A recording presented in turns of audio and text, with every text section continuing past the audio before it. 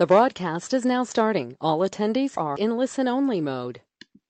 Hello, hello, Digital Marketer Lab members. I am Jenna Snavely, content producer here at Digital Marketer. And with me today is Matthew Douglas, our managing editor of the blog. How's it going, guys? It is Thursday, April 26th. It's 2:02 p.m. And today we've got something really awesome for you. Before we get started and I introduce our instructor and our guest, I do want to remind you that this is recorded and it will be up inside of Lab within 24 hours. So if you miss it, if you have to walk away, if you get some really good stuff out of it and just want to review later, it'll still be there and you'll be able to go through it again. So I'd like to introduce our amazing instructor, Todd Saunders. He helped launch the accelerated growth team at Google. So that's focused on helping startups grow and scale their business through Google products like AdWords, display advertising, analytics, YouTube shopping, mobile app installs, all that good stuff. So he was able to be at the forefront of that technology and seeing a huge opportunity. He set off with another ex-Googler and he founded AdHoc. Todd, welcome to Office Hours. Thanks. I appreciate you guys having me. Yeah, we're really excited about this. So Todd was actually a presenter at Traffic and Conversion 2018. And so if you were there and you saw his presentation, if you have the recordings, you know it's like he's got some knowledge to drop. Todd, will you go ahead and switch your to your presentation? Or I guess you probably have one ready to go. Yep. Can you guys see it all right here? Perfect. Yeah. Cool. Well, I appreciate the introduction. Cool. So I want to start here by giving a little bit more of an introduction about myself.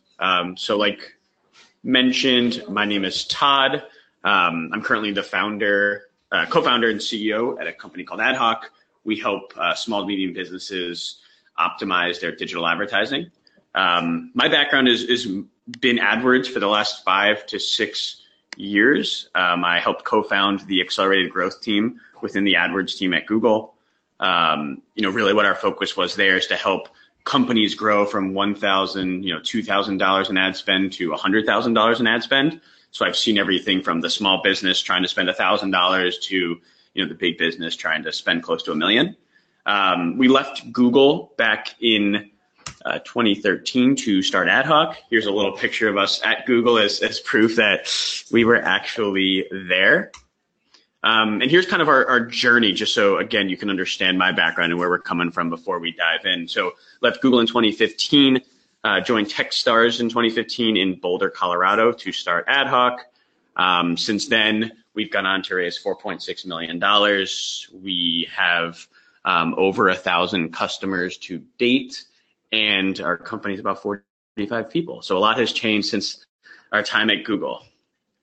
So I want to kind of roughly go over what we're going to talk about today and then dive into some of the details. We're going to start with the basics. I want to make sure everyone has a good groundwork with AdWords and knowing kind of where the basics are with every type of campaign. I'm going to go into what we call the new sales funnel.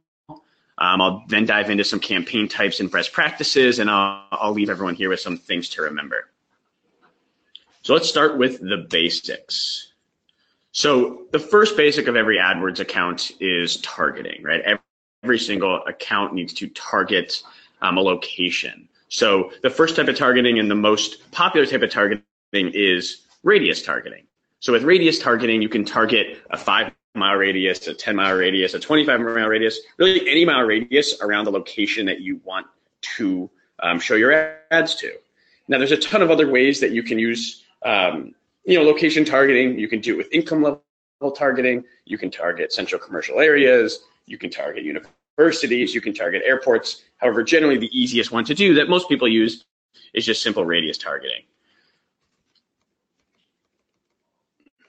Okay, so next I want to talk about ad scheduling.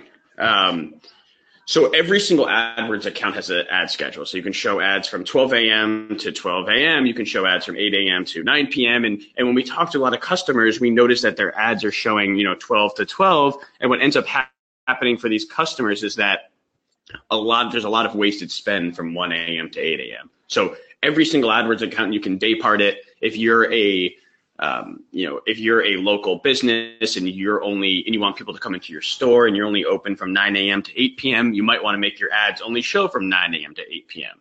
Now, most of our customers show their ads 24/7, and then from there use the data to decide where they should and should not be showing their ads. But every single account, you can structure it to show on certain days or certain hours of the day, and we'll kind of go into how to optimize that after this. So lastly, every single account targets with devices, right? So there's which devices do we want to target? So you can pick mobile devices, you can pick tablets, you can pick desktop. And across all of these things is kind of this optimization called bid adjustments, right? So what bid adjustments are you can increase or decrease your bids on certain devices from negative 100% to positive 300%. And let me give you an example. So if you are a local locksmith, you may show your ads in a 25-mile radius around Toronto, like I previously showed you. You may only show your ads from 9 a.m. to 9 p.m. because that's the only time you're available. And then you might want to show your ads on every device, but you might want to increase your bids by 100% on mobile. And what that'll do is that'll double your bid on mobile so that you can be more aggressive to get people to call you. Now, this idea of bid adjustments happens not just on the device level, but can also happen with ad scheduling, can also happen with locations. So bid adjustments don't just happen on devices, they actually happen on ad scheduling and location adjustments as well. The last type of bid adjustment and type of targeting that every single campaign has is demographics. So you can target people based on gender and age. Again, you can do as low as a negative 100% bid adjustment and as high as a 300% bid adjustment. So to go back to the locksmith, this locksmith might want to target people within a 25-mile radius of Toronto. He might only want to target people from 8 a.m. to 9 p.m. because those are the hours that he's around. He may bid up 25% on people using mobile devices, and he might say, hey, we want to bid down on people with a certain age or people that are over a certain age. So this idea of bid adjustments can be used on any of the ground level basic targeting methods within Google, and demographics is just one of them as well. So that's kind of a groundwork. Again, location targeting, ad scheduling, devices, and demographic targeting are just the basics of what it takes to advertise on Google. Now I really want to dive into the meat here and talk about the different types of campaigns you should be using in order to really go after these customers. And the reason we look at it more like a beer funnel rather than a sales funnel is because it's not so straightforward. Customers aren't coming into your funnel, coming all the way to the bottom of your funnel and buying your product. A lot of times you have to teach customers about what your product is, educate them about it, bring them to your site. A percent of them are then going to purchase your product or fill out a lead form. They're going to leave. You got to find a way to bring them back, and you got to find a way to seal the deal. So I'm going to go through different campaign types to make this happen. Again, keeping in mind that device bid adjustments and device targeting, demographics, ad schedule, locations are all part of this. That is just the groundwork for everything here. So let's talk about how we make them aware. So the first way you can make people aware is with display advertising. For those of you that don't know, Google's display network covers over 2 million websites and reaches about 90% of the internet. These image ads can be shown on blogs all the way from CNN to cooking blogs to baseball blogs. These ads can also be shown in a Gmail account, which I'll go over. It can also be shown in mobile apps. Now with Google's display network, the clicks are cheaper. So that's why it's a great way to make people aware. The clicks are much cheaper than search campaigns. And the reason being is, you don't have people necessarily searching for it. This is not the super bottom of the funnel. This is mostly when people are on a website, maybe reading about baseball, and they see an ad about baseball bats. Or when someone is on a website, reading about cooking and they see different cooking utensils. They're not saying, hey, I'm interested in this, but we're showing them ads because we think that they possibly could be. And that's why the clicks are cheaper, and we kind of put this in the make them aware category. So I'm going to go over a high level best practices and then really dive into this. So the first thing you should know, and something that Google doesn't teach and something I would highly recommend writing down, is the ability to exclude mobile apps right here. So I showed you before that you can make bid adjustments on mobile devices and desktops. So one way of excluding mobile apps is just doing a negative 100% bid adjustment on mobile devices. Now, the issue with that is you will exclude every single mobile device then, not just mobile apps. If you only want to exclude mobile apps, the only way to do this is to add what's called a negative placement. And a negative placement, the negative placement you want to add is AdSense for mobileapps.com. What you're telling Google then is do not show my ads on mobile devices, because we still want to show on mobile, but we don't want to show on mobile devices. From the data that we have and from our experience, most customers don't want their ads to show on mobile devices. Those are the ads that are on the bottom of, the games you play or the apps you're on. And a lot of times customers click on them and don't really need to. So I'd personally recommend excluding AdSense or mobile apps, but if you do have a reason to show on mobile apps and you think there's good targeting there, obviously feel free to do that. So the other thing I really want to recommend is when you have a display campaign like this, you really want to make sure you, separate your search campaign and your display campaign. Google has options where you can have a search campaign and display campaign together. Make sure if you're making a display campaign that is completely siloed with a different budget than your search campaign. Lastly, one other best practice that you want to know when doing a display campaign is once you run your ads, and I'm going to show you how to target these ads, but once you're running the ads, Google's actually going to give you a list of what's called placements. It's going to show you a list of all of the websites that your ads were showing on. And what you can do is you can go through this list of placements and say, okay, it's great that my ad showed on these 100 websites, but these 5 websites had a really low conversion rate. These 5 websites had, really high cost per conversion, and you can actually click on them and then eliminate those as placements forever. So let me go into how you target, because I think it's going to make more sense when I talk about that type of optimization. So there's 5 ways to target display campaigns: interests in market, topics, keywords, and placements. So the first way you can target these display image ads are through interests. So interests are interests of people. So if I want to target people that are interested in sports because I'm selling sporting equipment, I would use the interest targeting of sports. Now keep in mind, you're targeting people with the interest of sports. They might be on a website about cooking, or they might be on a website about learning AdWords, or they might be on a website about learning digital marketing. But because you're using interest targeting, you're targeting the person, not the website that they're on. The next type of targeting is in market. So you can target people who are in market to buy specific products. Google basically uses a bunch of clues based on that person's search data that tells them that this person is likely to buy. They're not just interested, they're actually likely to buy this product or service. Now, these clicks are a little bit more expensive than interest targeting, but again, you're targeting the person, not the website. So you could target someone that's in market to buy cooking supplies, but they might be on a sporting good website. Now, the next 3 are all based on websites. So the next one is topics. So if you want to show your ads on websites with the topic of sports, you would use topics. Again, keep in mind in this case that if you're a sporting equipment store and you want to sell more baseball bats and you want to show your ads on websites with the topic of sports, you could use topics, but there might be people on that site that for some reason don't have an interest, according to Google, in sports, aren't in market to buy baseball equipment or sporting equipment. The next one is also based on websites. It's keywords. Basically, what you're telling Google is I want to show my ads on a site where these keywords exist. So I want to show my ads on a website that mentions baseball because I sell baseball bats. Or I want to show my ads on a website that mentions cooking utensils because I'm selling, forks and knives. Again, you're not picking specifically which websites, but you're saying if it mentions these keywords, my ad should be shown. Lastly, there's placements targeting. So you can choose specific websites you just want to show your ads on. You might know that your ads do really well on CNN or do really well on this blog, and you can actually say, hey, Google, make sure you pick these websites. These are the only websites I want to show. Now, you can also combine these. So you could add interest targeting plus topic targeting. You could say, I want to target someone who's interested in sports and has the topic of the website they're on as sports. Now, when you do this, you're actually narrowing the audience. So in Google, when you add more targeting, the audience gets smaller and smaller. Now that audience might have higher conversion rates, might be more interested in your product, but just know that as you decrease audience size, your cost per clicks go up.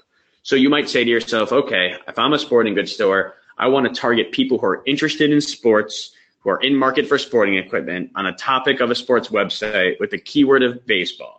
That's great, but your audience has gone from being, really, really big to really narrow, and your cost per clicks are going to show it.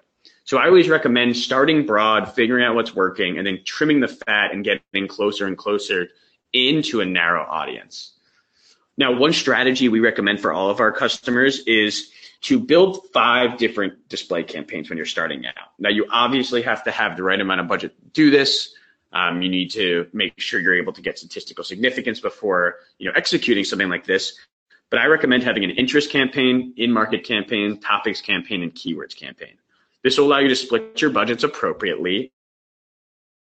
And what you can do is you can use that display report that I mentioned before to say, okay, now that I'm targeting people with the interest of sports, or that are people that are in market for sporting equipment, which websites am I showing up on? You can go through this display placements reports. You can optimize it by saying, don't show on this website, don't show on this website. Or what you can do is you might find websites that are really, really working for you. So for instance, let's say you are targeting people who are interested in sports, and you find out that all of these people that are interested in sports are actually converting at a really high rate at CNN.com. You then want to have a 5th campaign where you take all of your best placements and you move them over to a placements campaign. This placements campaign should be your breadwinners, right? This should be the campaign that is working really, really well for you. You know these websites work, and you're using your interest in market topics and keywords campaigns to kind of prospect and find those websites to then move over to your placements campaign where you can A, bid more aggressively, and B, isolate traffic to the websites you already know exists. I can't tell you how many times customers come to us and say, I know these websites work, I only want to show these websites. But the truth is they have no AdWords data to back that up. So again, make sure you use all 5 of these in tandem. You can obviously get away with using 2 or 3 of them, but if you really want to run a good test, I'd recommend splitting these up and then using a placements campaign to move all of your winners over to. Hey, Todd, I have a quick question Some other thing on that. Yeah. So going back to the placements, if you have, let's say you have 2 different websites like CNN and AOL.com. That you have these display ads on, and AOL.com is doing pretty good and CNN's doing really, really good. Do you recommend doubling down on CNN and just investing more money and into that, or taking down the medium performing one? Does that make sense? Yeah, that's a really good question. I think what it comes down to is display campaigns and really AdWords in general isn't binary. If you look at Facebook, it's very binary. It's either off or on, yes or no. With Google, let's say you're doing really well on CNN and you're doing kind of okay on, let's say, a website like ESPN. What you can actually do is you can still, what you can do is you can say, okay, I'm doing really well on CNN, I want to bid up. Now, ESPN isn't doing super well. You can actually say, I want to bid down a little bit. You're not saying don't show me there at all. Mm-hmm. You're just saying, hey, these clicks on this site aren't resulting in the right cost per conversion. Now I know I have a 10% conversion rate, and based on that and based on my target CPA, I want to reduce my bids. So I guess the short answer to you is I would move CNN over to the placements campaign if it was working really well. But I wouldn't eliminate ones that don't seem to be working. I would use bids to try to get that in the right spot and then move it over to placements. That makes sense. Cool. Thank you. Yeah. So it's not binary. You don't just choose on or off. You can actually just manipulate it with bids. And you might find that a $1 bid on CNN works really, really well. And a 25-cent bid on ESPN works really, really well. Now that you have that knowledge, you can move that over to a placements campaign with those specific bids. Cool. So some other things to remember when building a display campaign is make sure you check performance on mobile devices. A lot of our customers come to us with display campaigns that aren't working, with CPAs that are really, really high. And the first thing we look at, and even at Google, the first thing we looked at was, how is your budget being spent across mobile devices, desktops, and tablets? And what we've found from our own research is that a lot of customers click on ads on mobile devices, on websites that they don't need to just because the screen is so small. So if you see that your display campaign isn't working, I'd highly recommend going to settings and then devices and just seeing if the spend is evenly distributed. I honestly cannot tell you how many times I see that 96% of spend is all on mobile. And if that's the case, you'd want to make a negative bid adjustment, maybe negative 20 or 30% on mobile devices, and maybe a 10 or 15% bid adjustment increase on computers so that you can kind of rebalance the bids to try to move the budget around. Last thing I'll say about these types of display campaigns is make sure you use multiple image ad sizes. I put the most common ones right here, and there are so many image ad sizes that you'll drive yourself crazy by trying to build them all, but you want to make sure you add as many as you can, which is as reasonably as you can, right? Because there's some websites that only show the 728s by 79s. There's some websites that only want to show the 250s by 239s. And if you want to make sure that you have all of the inventory available that you need, you should make sure to try to use as many different sizes as possible.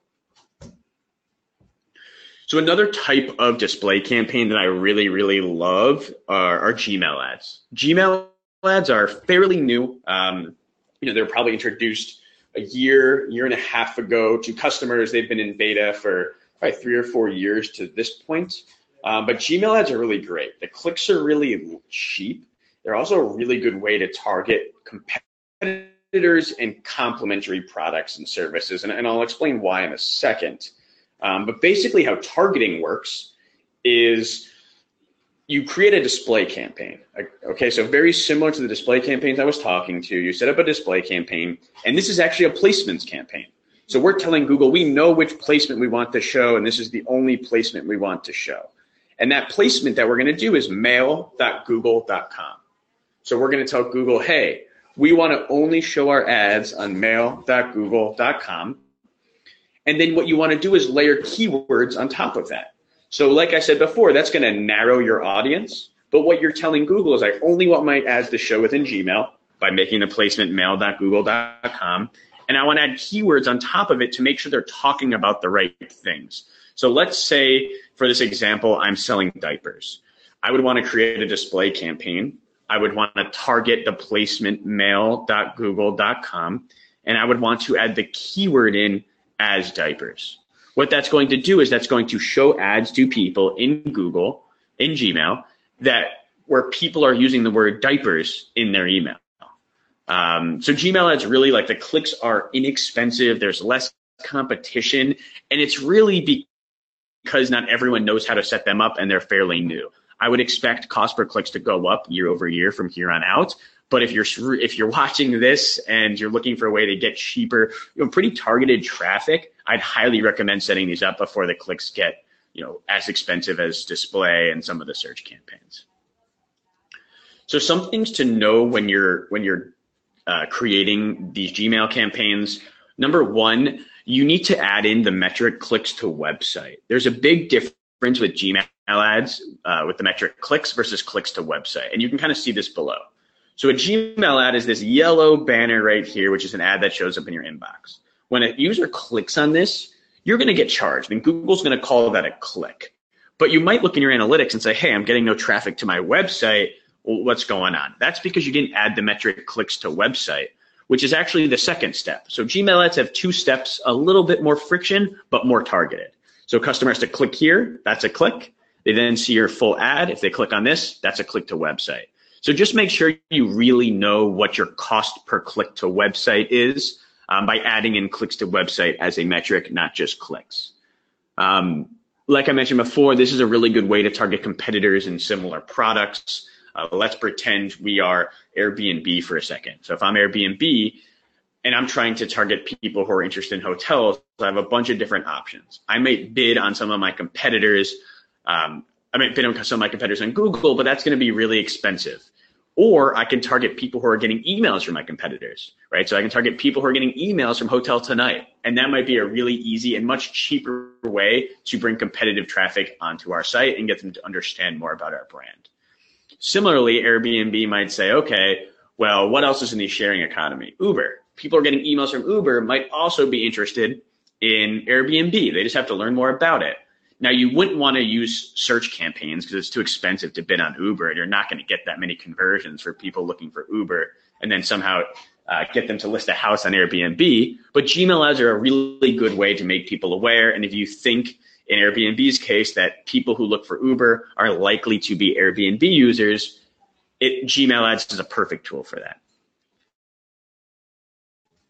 Some other things to remember about Gmail ads is they actually give you these templates. So this is a template that they give you. You kind of fill it in with images.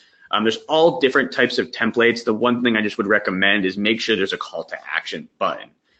This whole ad is clickable. You can click anywhere in the ad and get to your website, but you want to have a call to action button so that the user feels like they can click on something and actually get to their site. Lastly, if you're able to and have developers on the team, you can actually create a custom HTML ad. So what's really cool about this is if you want to collect newsletters or emails, you can actually embed an HTML form inside of your ad right here, so that the customers aren't going to go the journey of one click, two click your website. They can actually fill out a form right here, and you can collect their email. You can collect any lead form that you're looking for. We have two. Yeah, we've seen a couple examples of customers do this and kind of use MailChimp to get this done, or SendGrid to get this done. And seriously, it's so worth it to create these HTML ads if you do have the capabilities to.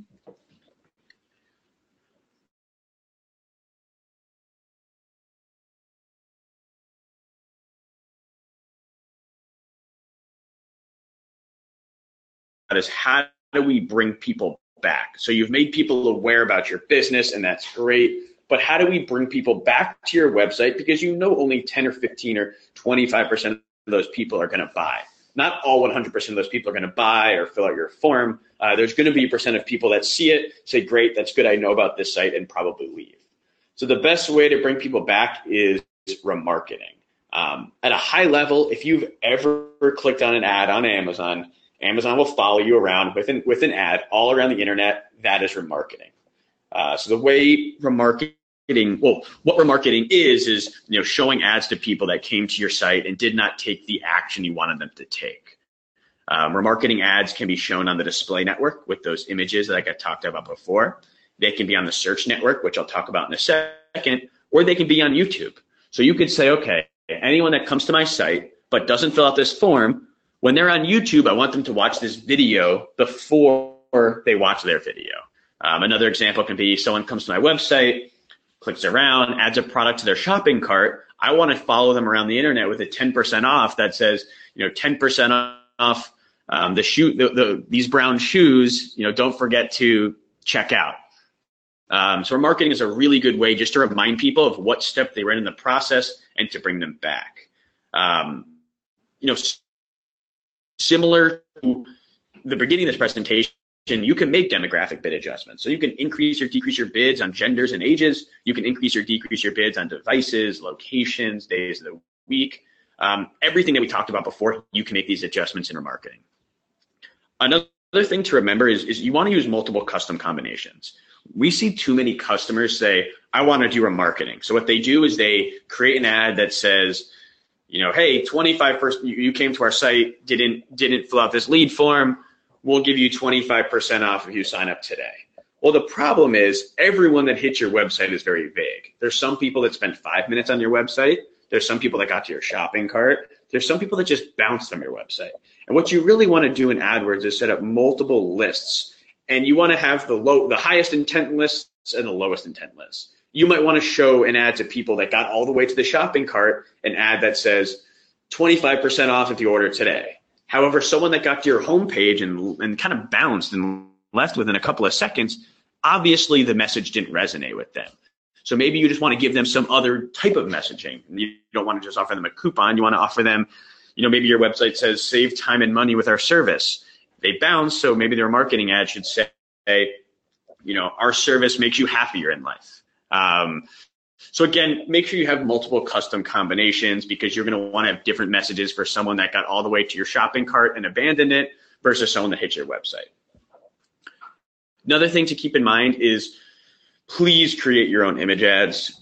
Google has an image ad builder, but if you're going to be spending more than $5 a day and really investing in display ads for your brand, there are lots of websites at this point, like Upwork, or there's tons of them that you can create really good image ads. The image ads that are created on Google don't convert really well. They're good if you're in a, you really need to get something up today. But if you're serious about remarketing or serious about display, definitely recommend creating your own image ads. Lastly, Google tracks a metric called view-through conversions. So view-through conversions are a little bit different than conversions. A conversion is when someone clicks on your ad and does your desired action, whether that's a form fill or buys your product. Now, a view-through conversion is Google's way of saying, okay, well, we know that the customer saw your ad. We remarketed to them. We know they saw your ad. It got marked as an impression. Now, however, they didn't click on it, but they did convert. And that's Google's way of saying, hey, we just want to let you know this person saw your ad. There was some brand awareness. We can't tell you how much brand awareness. They didn't click on it, so we're not going to mark it as a conversion for you, but they did end up converting, and we want you to understand that. So, I would take view-through conversions with a grain of salt, but I would make sure to just look at them because it will help you understand how much brand awareness you're getting and what the impact is there. So some things to know about remarketing is you can't use remarketing unless you have 100 plus users that were cookied on your website. So if you want to make a list for someone that hit this specific blog post and then got to your shopping cart and then was on your website for 5 minutes, that sounds great. But if you don't have at least 100 users in that list, you can't actually run it. And obviously that's for privacy reasons. The other thing to remember is remarketing is you're getting a more qualified audience than display, right? Display made people aware and brought people to the site. Remarketing is taking that smaller group of people that hit your site and then bringing them back. So generally, you want to bid 20% higher on your remarketing campaigns than you would on your display campaigns. Lastly, make sure you use a variation of image ads. You can even use some text ads in there and just change the messaging around. You don't want to just have someone come to your website, have the call to action say, we help save you time, and then remarket to everyone the same messaging, we help save you time. There's a reason that they didn't convert on your landing page. There's a reason that they weren't interested. Make sure you're tailoring your messaging to the part of the funnel that they were in and not just showing them the same thing over and over and over again. So that's kind of remarketing for display. So those are image ads all around the internet that follow you. There's also remarketing for search. It works very similarly, but basically what you're telling Google here is anyone that clicks on my ad, click to my website, spend X amount of time on my website, and then types in one of these keywords into Google, I want to make sure they get one of my text ads. And I'm going to dive deeper into this in a second when I talk about search campaigns, but I just want to help people understand that you can do display remarketing, which is the image ads that follow you on the internet, or you can do search remarketing, which is, hey, Google, this person came to my website. If they search any of these words, I need to make sure I show to them. So I'll talk about that in 1 second.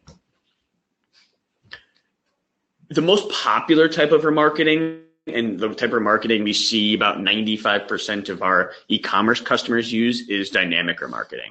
So dynamic remarketing, like its name, is dynamic, which is very different than regular remarketing like I talked about before, which is static.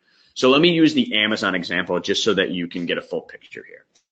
So if you go to Amazon.com and you go to their website and you leave, you'll probably see these static Amazon branded ads around the internet. It'll just say, Amazon's great, or don't forget to shop at Amazon. They'll be static. There's no products. It's just kind of a brand play with some content. Dynamic remarketing is when you click on a specific product and that product follows you around the internet. Now, Amazon does that too. I'm going to say most e-commerce stores that are running remarketing use dynamic remarketing. But in order to do this, you have to have a couple of things set up. You have to have a merchant center account set up. So make sure you link that to your AdWords account. You have to make sure your products are in stock at least 30 days after a click. You don't want to remarket someone for 30 days and then realize that you've been remarketing a product that might go out of stock or that you had limited supply on. And again, if you are an e-commerce store, I can't stress enough, leverage dynamic remarketing over static remarketing. If you could show the exact product that that customer clicked on and some similar products, it is a way better targeting segment than just saying, hey, don't forget about our brand. So lastly, I want to talk about how to seal the deal. So we've talked about how to make people aware, which is how can we get the cheapest but most relevant clicks to the website, and percent of them will buy. Then how do we remarket to all the people that left and get a percent of those people to buy? And now we have this percent of people left there on the bottom of the funnel, and how can we really attack the bottom of the funnel people that are raising their hand or searching and saying, I want this, I want blue shoes, I want an Easton baseball bat. How can we target the people that are saying specifically they want this rather than showing them ads around the display network? And that's where Google search comes in. So Google search ads are above and below relevant Google search results. There used to be ads on the right-hand side. However, there are no longer. These ads can be shown on Google search or search partners. A lot of people don't know that Google licenses its search results out to search partners. So you might, if you do a search on AOL, you might not realize it, but those are actually Google searches being, AOL is being powered by Google searches. So just be aware of that when you're setting this up. Most people will keep on search partners and just see how performance is. I'm going to say most of the time people end up just using Google search, but you never know. You might be able to get some cheap conversions out of search partners. The other thing that you should know while setting up search campaigns is that there's 8 positions. The top 4 positions are position 1, 2, 3, 4. Those are usually on top of the page, and on the bottom of the page is 5, 6, 7, 8. So when you see average position in your search campaign, that's just where your ad is showing up on average. Generally, these numbers will be like 1.2 or 1.3 or 2.6. Now, these ads are generally pretty expensive. The clicks are expensive, and the reason being is the conversion rates are high, right? You're targeting someone that's saying, I want a baseball bat, and you sell baseball bats. Now, you can imagine there's a lot of people that want to bid on that term because these people are raising their hands and saying that they want this. So that's kind of why we kept search for last, and we say only focus on the bottom of the funnel with search because it is expensive, it is riskier. However, if you can pull it off, Google search will be the highest conversion rate possible. So some things to know when setting this up, and then we'll go into some targeting options here, is there's this metric called quality score with search ads. And quality score is a score of 1 to 10. And this is Google's way of giving you a score based on a couple of things, based on your expected click-through rate. So they're basically saying how relevant is your ad to your website. It's saying, what is the website relevance? So they're trying to figure out, okay, what is the relevance of the website? How does it match the ad? What does that stuff look like? And then do you have ad extensions? Are you utilizing all of Google's features? And with that, you get a score. Now, this score is really important. And let me give you an example why. If there were no quality scores, Amazon would bid on every single word, from the word the to the word lead forms. They would bid on digital marketing. They would basically bid on every single word because they can, and they have unlimited budget. Another example is if, Airbnb wants to bid on the word Marriott Hotel. Well, they can, but they might get a 3 out of 10 quality score for the keyword Marriott Hotel, and Marriott's going to get a 10 out of 10 quality score. Now, they can both show, but Airbnb is going to have to pay exponentially more because their quality score is lower, whereas Marriott's going to have to spend exponentially lower because their quality score is higher. So when you're running these campaigns, know that quality score is important. Now, there's no real specific trick to go from 7 to 8 quality score or an 8 to a 9 quality score. But if your quality scores are like a 4 in the 5 range, there's definitely work to be done. I tell most people that if you're at 7 or above, you're fine. Don't stress over trying to get to an 8 or 8 to a 9. Yes, it's great if you can do that by maybe creating new landing pages or making your ads a little bit more specific. But really, it's a little bit of a black box. And if you're at a 7, the marginal difference of a 7 and 8 is kind of small. So next thing I want to talk about is the search terms report and the auction insights report. So I mentioned previously this display placements report. And what a display placements report is the websites that your ads are showing up on. Now, this search terms report is very similar, but for search. So when you put in specific keywords, what are people actually typing into Google that mentions these keywords that are showing your ads? And this is going to make a lot of sense on the next slide, but just remember this idea of search terms report and auction insights report. And I'll go into this in 1 second. So here's how you can target keywords with Google search, and this will make the search terms report this will make the search terms report make a lot more sense. So there's 4 different types of targeting with Google search and keywords. There's broad match modifier, phrase match, and exact match. So let's start with broad match. So if you use the broad match women's hats, you can show up for all variations of types of keywords like women's hats. And when you want to put keywords into your search campaign, you would put it in like this, just women's hats exactly like you think it would. Now, this is going to show up for ladies' hats. It might show up for women's hats. It might show up for pictures of women with hats. It also might show up for careers where women can wear hats. Really, it can show up for basically anything that kind of resembles women and hats. Most people don't use broad match keywords, but if you're looking for a little bit cheaper clicks, broad match keywords are an option. The next type of targeting method is broad match modified. So with broad match modified, you put plus signs in front of each word. What that's telling Google is this word has to be in there and this word has to be in there. So you'll show up for hats for women, you'll show up for women's hats, you'll show up for the best women's hats or buy women's hats or blue women's hats. But as long as the word women's and hats is in the search, you will show up. Whereas broad match will include synonyms, it'll include just similar searches based on Google's algorithm that it thinks you're talking about. Whereas broad match modified, you're being more specific and will probably get a little bit more relevant traffic. I can tell you that 95% of the customers we work with are on broad match modified. It's just a really good balance of still getting variation of searches, but not letting Google decide, is this similar to women's hats? Because I've seen some very funny search terms that people were spending money on, whereas they thought they were spending money on the keyword women's hats, they were actually spending money on images of hats. So I highly recommend at least starting with broad match modified keywords. The next option is phrase match. So very similarly, you're telling Google that the word women's and hats has to be in the search. You're putting quotes around it. But what this is telling Google is actually it has to be in this order. So whereas broad match modified, you could have hats for women or women's hats. This actually phrase match is saying it has to be in this order. So for instance, you will show up for buy women's hats.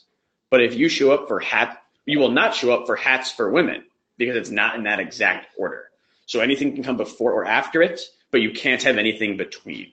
There are very few times it makes sense to use phrase match over broad match modified. There are definitely circumstances, but just note that if you're first time using AdWords and you're trying to figure out which match type to use, I would stick to broad match modified to start. The last one is exact match. So this is where you're telling Google, similar to a placements campaign on the display network, you're saying, I only want to show up for this search, women's hats. You will not show up for anything else. You will only show up for women's hats. So this is a very confusing concept for a lot of people, which is why I want to dive back into the search terms report for a minute. So if you're using, and again, I'm going to start broad match modified as example. If you're targeting the keyword women's hats, you expect that all of your searches are women's hats. But you also might find the search in your search terms saying women's great hats for women, or you might see careers and pictures of women's hats. Like you can see things that are very, very closely related and not related. And that's when you want to use the search terms report. Again, very similar to the display placements report. You want to look at the keywords you're using, then look at the search terms that are actually being generated from that. You can go through the search terms and say, all right, well, based on these search terms, I know I don't want to show up for this, I don't want to show up for this, and I don't want to show up for this search term. You can actually checkbox them and then exclude them, and then hopefully that saves you money moving forward. So make sure when you use these keywords, you also check the search terms report. You can save yourself so much money by going through there every day. We have some tools that we've built to help customers go through that. But really, if you have the time, please sit down every morning or every couple of days and go through the search terms report to save some money for yourself. So with these text ads are extensions. Extensions make your ad bigger, and they're part of quality score. So if you're looking for an easy way to bring your quality score for a 7 to an 8, all you have to do is add these extensions. There is no reason you don't add as many of these extensions as possible. They're all free. They all help you take up more real estate. And honestly, they perform better. The clicks are cheaper because your quality score is higher. So there are some that don't make sense for your business, and in that case, that's fine. Don't force it and try to use it. But there are some in here that will make sense for almost every single business, and I'll walk through extensions. But again, these are extensions that are part of your ad that make your ad bigger and allow you to give more information to the customer. So the first one is call extensions. So about 5 years ago, about 5 years ago, Google made the switch where you can no longer have a phone number in your ad. You actually want to add it in as a call extension. So on mobile devices, a call extension will give you a click to call like this. On desktop, it'll actually show your phone number in plain text. The really interesting thing about call extensions is, I guess, two things. Number one, you only want to add call extensions if you want phone calls to your business, right? Don't add call extensions if you don't want people calling your business. But number two, because on desktop, the phone number is displayed in plain text, and on Google, you only pay per click. If someone sees your ad, calls that phone number, and doesn't click, you're actually not going to be charged. So I can tell you that I've seen a lot of customers get free phone calls from this simply by adding the call extension and customers not clicking on it. That's super smart. I love that. Yeah. Yeah, we've even seen customers like call it out in the ad text to say like, call our number directly. Right. So there's a lot of things you can do. And listen, I'm sure at some point Google will make a change to that. But over the last 2 or 3 years, it's been that way. And I recommend taking advantage of the extra, 1 or 2 free phone calls you can get each month. Cool. So Google also offers a free call forwarding number. Now, when I was at Google, this call forwarding number, they actually charged every customer $1 per number. Now it's totally free. And the really good thing about using Google's call forwarding number is that it'll allow you to track how long each phone call is going for, which keyword triggered it, which location triggered it, which gender, which age. It'll allow you to track that phone call basically all the way down to the click. If you don't use the forwarding number, Google cannot tell you any of this information because they don't have any information on this number. Now, where it's really important is for conversion tracking. Google does not listen to the phone calls. They don't record the phone calls. The Google forwarding number doesn't even have that capability. With that said, it can record how long the phone call lasted. So what you can do in Google is say, I want to market conversion when a phone call lasts over 50 seconds, because it lasted over 50 seconds. That's a good quality phone call. It's a good quality phone call, and that is what I'm trying to optimize for. So by using the forwarding number, you can set a number of seconds, and if a phone call lasts over that number of seconds, not only will it get marked as a phone call, it'll also get marked as a conversion in your conversion metrics. So the next two extensions are site links and structured snippets. So site links, as you can see here, are 4 to 6 links that are underneath your ad. Now you can put 6 in there. They're only going to show the top 4. They'll rotate them for you. But a lot of people put pages like About Us or Contact Us or locations. It's just a way for a customer to navigate to a different part of your site other than where you're trying to land them on the main text right here. So if this was us, just to give you an example, this might say, the main text might say, ad hoc, the easiest way to simplify your digital advertising. And then we might provide 4 links that say, check out our blog, read more about our story, maybe our location, and then contact us. That way, if the customer wants to go directly to a specific page, they can.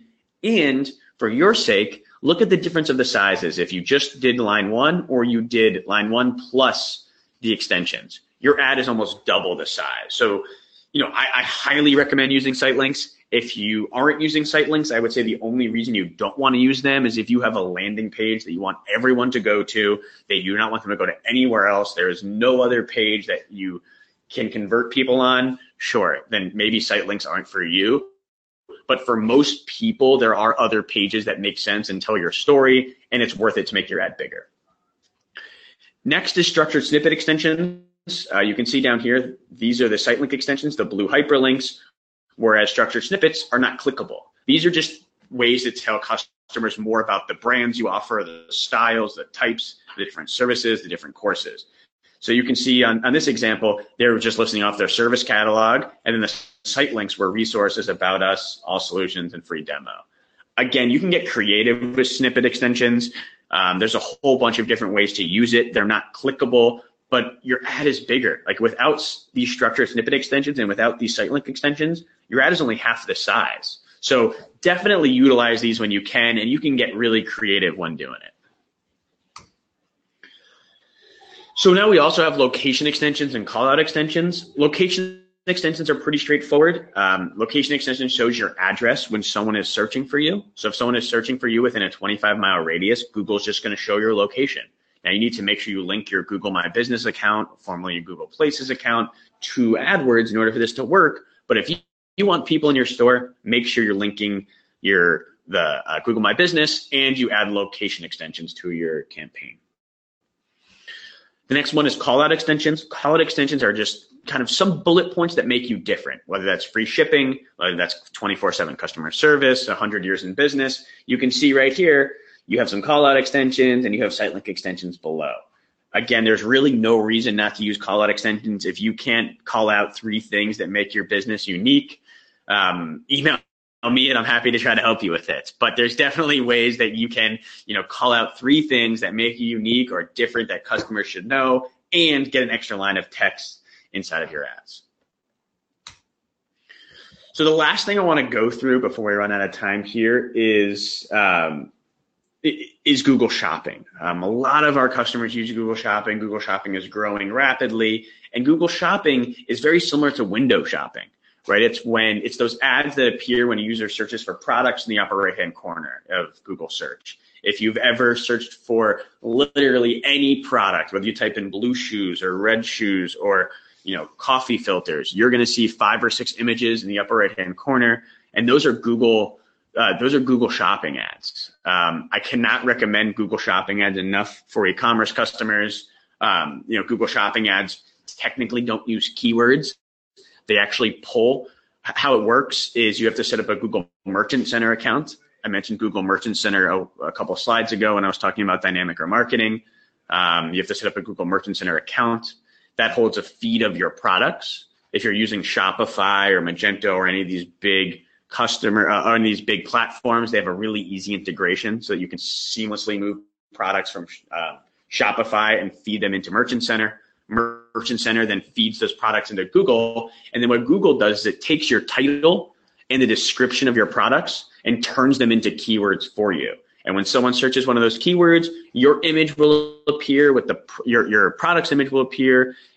It'll also show the price of the product, and if the customer likes it, they can click on it, land right on the product page, and if they leave and you have dynamic remarketing set up, you can then show them that product all around the internet.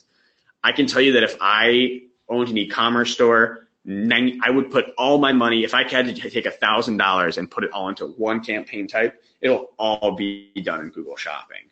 Now, to take Google Shopping to the next level, you can use something called priorities or priority levels. I don't have time to get into that today, but make sure if you are an e-commerce store, you use Google Shopping. And if you wanted to go really advanced with Google Shopping, I suggest looking at priority levels and how to utilize them in Google Shopping. We have a couple of blog posts on it as well, but really Google Shopping is the way to go if you are an e-commerce store. I want to leave you guys with some other resources. At AdHoc, we're on a mission to help simplify digital advertising. It's really important to us, not just to help people, but to educate. So if there's ever questions, you can always tweet at me at Todd Saunders or at AdHoc, and we are always available to help. If there's some research you guys are looking for and need some help and want us to write something up, we're more than happy. But I really appreciate you guys having me on today. This was so awesome. We're so glad that you could join us. And I have a few questions, if you don't mind. Yeah, of course. Yeah, answering a few, a little rapid fire maybe. Cool. So the first question comes from William, and he says that, so sites with a lot of traffic, like ESPN or CNN, as you were mentioning, they usually have, like a sales team who sells that inventory. So he was asking if using the display through Google Do you think those ads are generally like remnant inventory without good placement? That's a good question. Listen, if you can go direct to ESPN and get a buy with them, you're right. You will get a cheaper rate. As a business owner, it would be difficult to go to ESPN, CNN, all these websites, do direct buys and manage all of that. But you are right. You will get probably a slightly cheaper rate by going directly to the publishers. The question is that scalable? Are you going to be able to do that? And you're still going to be competing with other big brands. So short answer is, you're right. You might be getting the quote unquote remnant ad spots, but in terms of the time savings and the relationship building, it's worth it just to use the Google Display Network, quite honestly. Makes sense. And then I have another question. If you could get more specific on tweaking the ad relevance, so going from 3 to 4 to 8 to 10 or 7 to 8. In terms of how to do so, in how to go from like a 4 to a 10 or a 6 to an 8? Yeah, is that something that, there are specific steps you should try, like troubleshooting? Yeah, I mean, how I look at this is, again, going from a 7 to an 8 is hard. There's no formula, and I can name a million things to do it, but you'll drive yourself crazy. Now, if you're a 4, this is something you should focus on. And what I would really, really make sure you do is make sure your keywords are in really tight ad groups that match your ads really, really well, and the landing page that they're going to is really relevant. Now, one hack I like to use is called dynamic keyword insertion. So if you have keywords and you want to make sure that your ads are so relevant, it's literally matching what the customer searches, you can actually use what's called dynamic keyword insertion, and that'll replace either your first line of text, your second line of text with specifically what they searched. And as long as that search or that product is on that landing page, you can expect a really high quality score. If you're an e-commerce company, what I'd recommend is instead of taking people to the home page, take people to the product pages. But to be honest, it's a little bit of a black box, but there are kind of, a couple approaches you can take by just keywords really match the ad text, which really match the website or the landing page, and using dynamic keyword insertion to make sure that happens. Okay. The next question I have is about phrase and exact match. So Eric is saying that usually now they match to close variants, quote unquote. Have you found a way to only match what they originally intended? Yeah. Again, if you look at the way digital marketing is going, a lot of it is being put on the machines of Google and the algorithms of Google and Facebook. So you're right that they will show close variants. And I know this isn't the perfect answer, but you will get less variance with exact match and more variance with phrase match. So I can't tell you of exactly how to do it. Now, you could just create a massive negative keyword list and apply them to all of your campaigns. But from our research, and we've done a lot of digging on this, if you use exact match, most of the time you're going to see those exact matches. Where the variances really come in more are phrase match and broad match modified. And honestly, it's far and in between. I've seen most of the time it worked pretty well. I would say where you see more variances are on keywords that don't have much volume.